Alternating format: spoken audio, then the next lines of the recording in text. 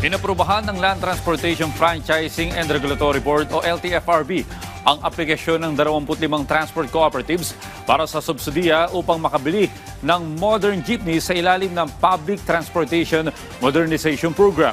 Yan ang ulat ni Bernard Ferrer. Kalahating oras na naghintay ng masasakyan si Rashid sa kanilang lugar sa San Mateo, Rizal. Pahirapan kasi ang makahanap ng masasakyan dahil sa dami ng mga commuter na papasok sa Metro Manila. Hindi tuloy maiwasan na abutin siya ng 2 oras sa daan para lamang makapasok sa eskwelahan sa Mandaluyong. Ang hirap sumakay kasi konti lang yung mga jeep na bumabiyahe tapos sobrang traffic pa sa San Mateo. Dapat ipapahinga ko na lang po. Nasa biyahe pa rin po ako. Ito ang naistugunan ng LTFRB. Kaya naman, inaprubahan nito ang aplikasyon ng 25 transport cooperatives para sa subsidiya sa pagbili ng modern jeepneys sa ilalim ng Public Transport Modernization Program o PTMP. Ayon kay LTFRB Chairperson Attorney Vigor Mendoza II, ang pag-aproba sa mga aplikasyon ay bahagi ng pangako ni Pangulong Ferdinand R. Marcos Jr. na ayusin ang sistema ng pampublikong transportasyon sa bansa.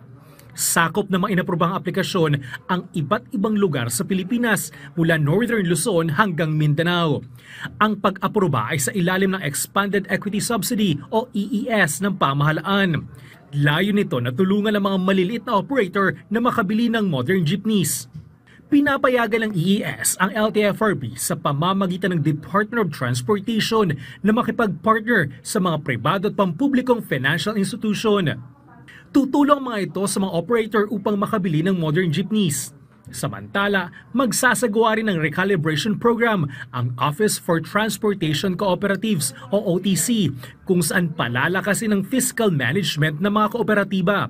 Sa ganitong paraan, mababawasan ang pasanin ng mga kooperatiba upang ang kanilang buwanang bayarin ay mapunta sa principal at hindi lamang sa interes. Batay sa tala ng OTC, nasa 86% ng mga PUV ang nakaisa sa modernization program. Bernard Ferrer para sa Pambansang TV sa Bagong Pilipinas.